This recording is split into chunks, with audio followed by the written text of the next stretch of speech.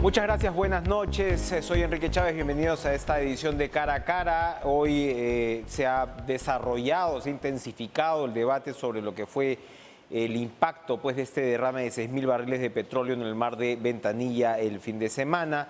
El ministro Aníbal Torres lo ha llamado un ecocidio, ¿no? Responsabilizando a Repsol. La primera ministra Mirta Vázquez ha advertido que la empresa no tenía un plan de contingencia, por eso ha tenido que buscar a servicios pues, para poder limpiar este desastre. Estamos hablando de 18.000 metros cuadrados de playa contaminados en Ventanilla tras este gigantesco derrame. Y la empresa, por su parte, ha argumentado que esto, por supuesto, tuvo que ver con los oleajes anómalos, consecuencia de la erupción del volcán subterráneo Tonga. Ya sabemos que allí hubo una imprecisión, pues un error a la hora de relativizar, ¿no?, lo que debió ser una alerta de tsunami, pues los oleajes anómalos, como bien en realidad lo explicó el representante del COEN ayer, no implicaba, ¿no?, la interrupción de labores como esta, ¿no?, que era esta descarga. Y lo que ocurre es que cuando se desarrolla el oleaje anómalo, como ha explicado la vocera de la empresa, lo que ocurre, ¿no?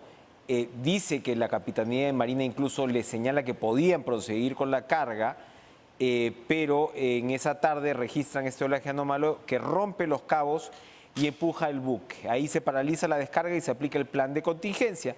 Se llaman a los buzos a sacar barriles y se avisa a la OEFA y a Sindermin a la medianoche sobre lo ocurrido. Dice que cuando quisieron limpiar la playa, esta estaba bloqueada, cerrada. Bueno, es evidentemente un concierto de equivocaciones el que estamos avistando, con consecuencias muy delicadas para el medio ambiente. Vamos a conversar con la exministra del sector, con la exministra del Ambiente, Fabiola Muñoz, a quien le damos las buenas noches. ¿Cómo está, Fabiola? Buenas noches, Enrique, ¿cómo estás? He descrito apretadamente los argumentos de una y otra parte. ¿Cuáles son sus conclusiones a estas alturas sobre lo que podemos calificar como este desastre? Bueno, efectivamente estamos ante un desastre ambiental, ¿no? Yo veo aquí dos momentos, ¿no? El primer momento son las circunstancias que rodean el derrame en sí mismo, y eso es materia de investigación. Hay que clarificar si pudo o no pudo la empresa prever la situación, si actuó con la diligencia debida, qué pasó, ¿no? Y por qué finalmente se produjo este derrame. Ese es un tema, pero para mí no es el tema más urgente en este momento. Por supuesto que hay que hacer la investigación y eso sigue en curso. Pero lo más urgente en este momento viene en el segundo punto, que es, ok, pasó, ¿qué hacemos? Y ahí es donde a mí personalmente me ha sorprendido mucho la frialdad de la empresa, ¿no? O sea, el comunicado que ellos sacan es frío, o sea, es realmente algo que creo que no estaba a la altura de lo que estábamos esperando, ¿no? Que es reconocer que realmente esto es un tema de dimensiones mayores, que además se solidarice con la situación que estamos viviendo de la pérdida de biodiversidad, de la afectación del derrame tan grande que se tiene de crudo, y que se comprometa a actuar de la manera más urgente y rápida. Ese sentido de urgencia es el otro tema que yo también extraño, ¿no? Que no veo presente. O sea, creo que han justificado, no es nuestra responsabilidad, pasó esto o lo otro, pero ni lo que hubiéramos esperado que sí asuman una responsabilidad y un liderazgo que es en el, oye, ahora qué hacemos, ¿no? ¿Cómo aplicamos nuestro plan de contingencia? Creo que es ahí donde tenemos la mayor falencia.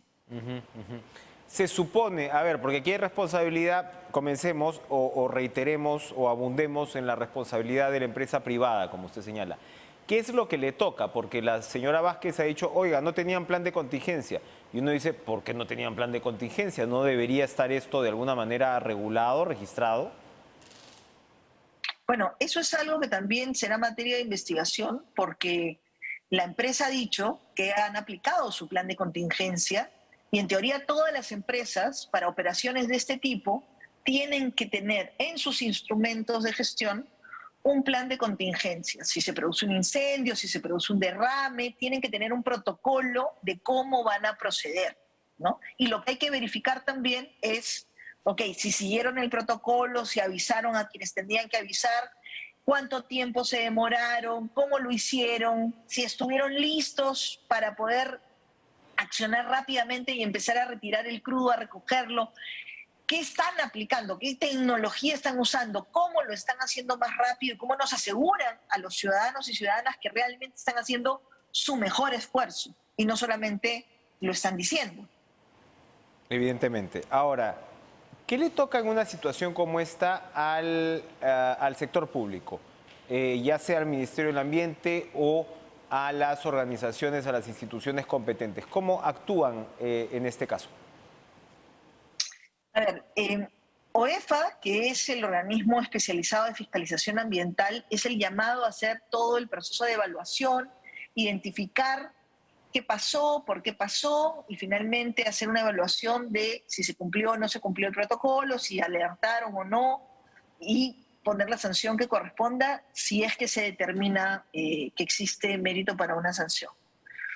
Ese es un rol técnico, es un rol que tiene que ser imparcial y que tiene que tener todas las condiciones y el respaldo del gobierno para hacer su trabajo. También estamos frente a un derrame que ha ocurrido donde tenemos áreas naturales protegidas. Entonces, el Servicio Nacional de Áreas Naturales Protegidas, el CERNAM, es otra institución que también tiene que ver con este tema. Están los guardaparques, digamos, de las áreas protegidas actuando, están haciendo el recojo de la fauna silvestre, tratando, en la medida de lo posible, de manejar esta situación. También está el Servicio Nacional Forestal y de Fauna Silvestre, que pertenece al Ministerio de Desarrollo Agrario y Riego. Tanto OEFA como CERNAM pertenecen al Ministerio del Ambiente. El CERFOR pertenece al Ministerio de Desarrollo Agrario y Riego. Y también, que es responsable, es la Autoridad Nacional en materia de fauna silvestre. Pero la fauna silvestre que está sobre tierra, digamos, ¿no? Cuando hablamos de fauna silvestre, cuando tenemos, digamos, el caso en el mar, tenemos al sector de la producción para los recursos hidrobiológicos que también participa. Entonces, también tenemos otro sector involucrado que es produce. Por otro lado, tenemos a la Marina de Guerra del Perú, ¿no? La Marina, que es con el guardacostas, son aquellos que están vinculados a toda la supervisión, a toda la gestión en el mar, ¿no? La información. Entonces, son varias las instituciones del Estado. Una primera cosa que creo que hay que tener claro aquí es que alguien tiene que estar coordinando y organizando todo esto. ¿Lo puede hacer la presidencia del Consejo de Ministros? Sí, por supuesto. Ese es uno de los temas que podría hacer. Pero creo que también por la magnitud, por la envergadura del daño ambiental que estamos sufriendo, el Ministerio del Ambiente podría también liderar este esfuerzo conjunto, colaborativo del Estado, que también requiere llamar y convocar al sector privado. O sea, esta afectación es al patrimonio nuestro como país. Entonces aquí tenemos que sumar esfuerzos, los privados, los del sector público, la sociedad civil, la cooperación, todos aquellos que podamos hacer algo, tenemos que hacerlo. Y de diferentes frentes. Ustedes, los periodistas, están poniendo el tema sobre la mesa, están difundiendo la información. Gente como yo, estamos tratando de alertar, de poner el tema en la agenda, de que se priorice. Habrán otros que podrán poner, por ejemplo, la tecnología de punta a disposición para aplicarla y tratar de resolver este problema lo más rápido posible. Y así tenemos que ir sumando esfuerzos. Muy bien, vamos a ir a una pausa, Fabiola, pero sí para regresar ya a conversar rápidamente de cuál es, todavía estamos viendo y de alguna manera calculando las consecuencias, pero de qué tipo de impacto podríamos hablar a partir de un desastre ambiental como este. Volvemos tras esta brevísima pausa, no se muevan.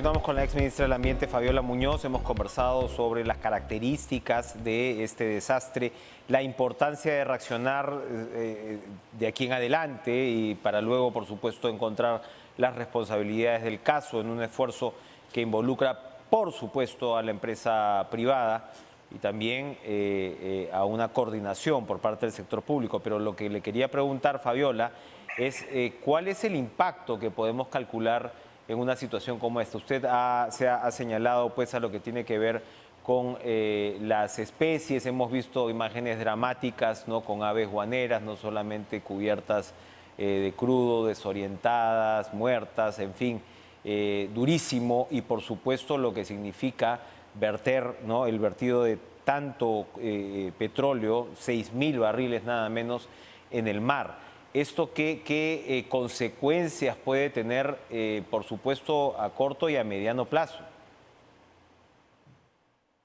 A ver, hemos visto nosotros, por ejemplo, las consecuencias desde el punto de vista ambiental, ¿no? El derrame, el crudo, la contaminación del agua, las especies de biodiversidad afectadas. Pero también tiene consecuencias sociales muy grandes. Tenemos una cantidad de pescadores que viven, que tienen un día a día, que no han podido salir a pescar, que están viendo afectado el ingreso de sus familias por esta situación. Entonces, consecuencias sociales también, y hay, por supuesto, económicas, ¿no? O sea, por un lado, los pescadores no están pudiendo tener un ingreso, un sustento. Hay personas que no están pudiendo entrar a las playas, hay una lista larga de playas que no están siendo aptas para ir, entonces hay toda una economía ahora en el verano, sobre todo, que se mueve con relación a estas playas, ¿no? La propia empresa tiene paradas las operaciones, entonces hay toda una serie de consecuencias producto de este derrame de petróleo. Y la más grave, sin duda alguna, tiene que ver con el tema ambiental, ¿no? Toda la contaminación y toda la biodiversidad que está siendo afectada, la muerte de estas especies, tanto de aves como especies en el mar, ¿no? Claro. Y en realidad es incierto el tiempo que podría tardar para recuperarse, ¿no? Pienso además en el impacto económico que usted está describiendo, más allá, ¿no?, del innegable impacto ambiental. Efectivamente, porque, a ver, el crudo en el mar, en teoría, se recoge, ¿no? Se mueve, se limpia. Vamos a tener la misma situación en la arena, donde podamos identificar las áreas y vamos a recogerlo, vamos a limpiar. Pero hay cosas que percolan, ¿no? Y, por ejemplo, en la zona rocosa, el petróleo se mete entre las grietas, entonces hay toda una serie también de tecnología que tenemos que aplicar para poder reducir el impacto. Y ese es uno de los temas en los que también deberíamos tener una convocatoria del lado de la empresa pidiendo, ¿no es cierto?, que se presenten aquellos que tienen la oportunidad de ayudar, de contribuir, de tener una tecnología. O sea, esa llamada yo no la he visto personalmente y eso me preocupa porque creo que no están dimensionando adecuadamente el tema del impacto de esta catástrofe ambiental, ¿no? Nos imaginamos que ya lo deben estar dimensionando porque además esto, más allá de todo, ¿no?, por supuesto, recarga las pilas de lo que son las críticas contra la supuesta indolencia de la empresa privada en lo relacionado a la protección del medio ambiente. Esto, más allá, ¿no?, de las preocupaciones de fondo, tiene un impacto también brutal para lo que significa pues la imagen, la reputación de estas empresas que en realidad deberían estar lo más preocupadas posible en esa protección del medio ambiente. Por supuesto, ¿no? Y ahí yo creo que hay que pensar también en todo el resto de empresas del sector privado que se meten en el mismo saco, porque finalmente la crítica acá es que a las empresas no les importa, ¿no? Entonces creo que también desde las empresas, aquellas que tengan alguna manera de contribuir con esta reducir la afectación, deberían salir públicamente a ofrecer su apoyo, deberían contactarse con las autoridades como el CERNAM, como el CERFOR, con los gobiernos locales, ¿no? Deberían de también tener una acción proactiva que de alguna manera, ¿no es cierto?, ayude a quitarnos esa percepción que nos ha generado la reacción de Repsol. Bien, bien. Bien, Fabiola Muñoz, exministra del Ambiente, muchas gracias por acompañarnos hoy con estos alcances sumamente preocupantes. Las imágenes lo dicen todo, son realmente aterradoras, ¿no? Lo que se está viviendo, ojalá la situación se pueda revertir lo antes posible y estas primeras reacciones, sin duda insuficientes, se corrijan. Gracias por estar con nosotros. Vamos a una pausa y regresamos con Edward Málaga Trillo, integrante de la Comisión de Ciencia y Tecnología del Congreso, congresista del Partido Morado.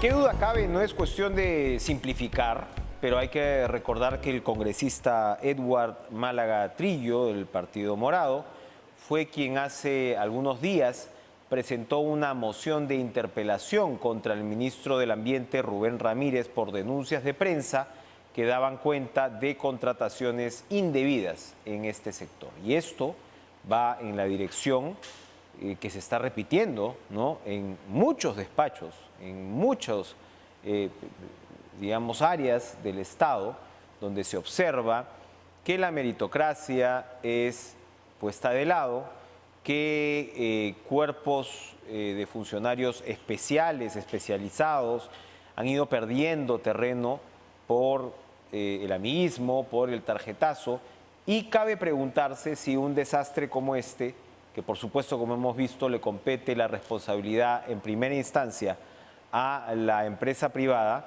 también, como lo decía Fabiola Muñoz, se requiere un esfuerzo profesional, concertado, inmediato, eficaz por parte del sector público. Y uno se pregunta si en estas circunstancias esta suerte de deterioro del aparato público termina conspirando en contra, ¿no?, de la solución de estos gravísimos problemas. Le damos la bienvenida a Edward Málaga Trillo. ¿Cómo está, congresista? Buenas noches, Enrique, y gracias por la paciencia. Estamos en el camino, estamos todavía verificando algunos de los impactos ambientales acá en el norte de Lima. ¿Qué es lo que ha podido ver? ¿Cómo nos puede resumir esos impactos? Impresionante, impactante, deprimente. Es probablemente el mayor desastre ecológico que hemos vivido en décadas, por lo menos hasta donde yo puedo recordar.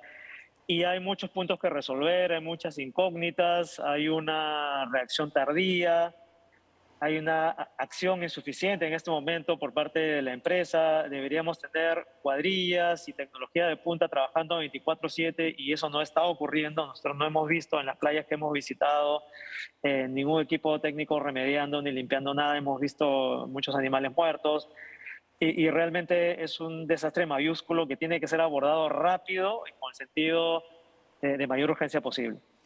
Bueno, claramente, según también lo que conversábamos con Fabiola Muñoz, la reacción de la empresa inicial ha sido desconcertante, por decirlo menos. Primero se han defendido y bueno, hay que escuchar el argumento inicial en términos de, oigan, nosotros estábamos haciendo nuestras labores y nos dijeron que los oleajes anómalos no justificaban que los interrumpiéramos y en ese tramo es que se ha dado, ¿no?, esta situación y cuando ellos han querido regresar a limpiar ya la playa estaba cerrada y era muy tarde. O sea, es decir, es una suma de descoordinaciones, ¿no?, que llama mucho la atención y que las responsabilidades se irán diluyendo. Pero por el otro lado también lo que preguntábamos era cuál tendría que ser el esfuerzo coordinador del sector público, porque claramente la empresa tendrá que responder. Y si tiene que responder penalmente también lo tendrá que hacer.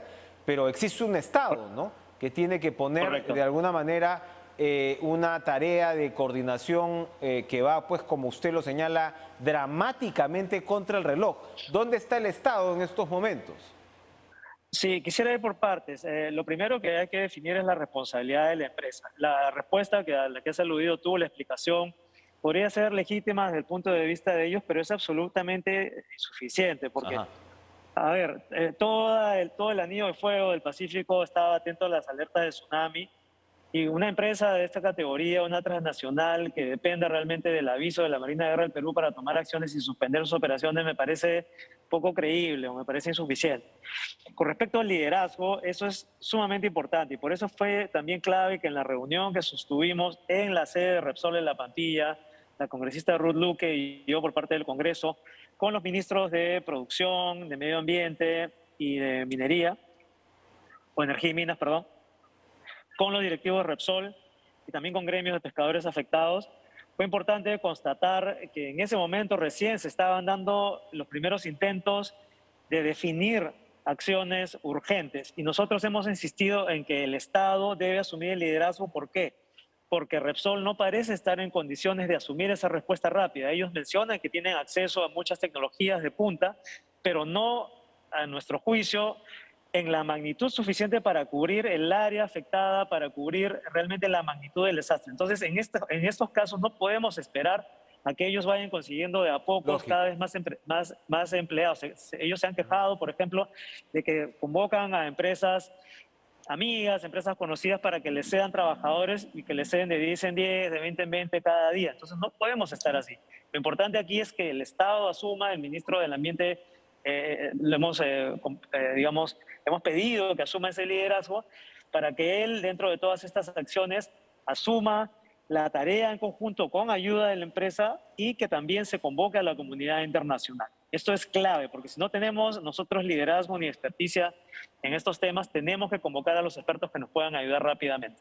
Claro, yo recordaba pues que usted ha presentado una interpelación contra el ministro del Ambiente precisamente, ¿no?, por contrataciones que serían inapropiadas. No quiero forzar la vinculación de un tema con otro, pero es claro que una catástrofe como esta nos recuerda la necesidad de no desarticular los cuerpos profesionales del Estado. Eso es un punto muy válido y también nos revela la necesidad en este contexto político, que para mí es muy importante, de trabajar con cuerdas separadas. O sea, hoy día hemos tenido reuniones, yo diría, bastante productivas, fructíferas, con el ministro. Sin embargo, la interpelación tiene otro curso, es por otros motivos y efectivamente trae a colación la necesidad de que tengamos gente capacitada, la gente más capacitada en el sector, porque donde menos lo esperemos y cuanto menos lo esperemos va a aparecer una emergencia de este tipo que nos va a tomar otra vez por sorpresa y sin personas capacitadas que den las respuestas correctas. Está pasando y los responsables tendrán que asumir sus responsabilidades, no solamente por supuesto, ¿no?, y por sobre todo la empresa privada, pero lo que usted acaba de señalar, la irresponsabilidad de desarticular equipos que vienen trabajando de manera profesional a lo largo de los años por tarjetazos, etcétera, eso traerá sus consecuencias. Edward Málaga Trillo, muchas gracias por esta actualización. Por favor. Vale. 10 segundos. Solamente quiero recordarle a la ciudadanía algo que es muy importante. No solamente se trata de una crisis ecológica por lo que estamos viendo en el mar, sino que también afecta a familias, a muchas familias de pescadores artesanales que se han quedado sin sustento y ya se han quedado sin temporada y tienen que ser atendidos con urgencia, además de la eventual crisis sanitaria que esto puede desencadenar por ingesta de productos marinos contaminados. Así que esto involucra a varios sectores, no solamente al ambiente. Y tengamos, por favor, un ojo en la complejidad de esta situación. Sin duda. Gracias, Edward, por estar con nosotros. Gracias. Y actualizarnos sobre el terreno la información. Gracias a ustedes por acompañarnos hoy en Cara a Cara. Sigan con la información deportiva, sigan con Lucho Trizano. Nos reencontramos mañana. Muy buenas noches.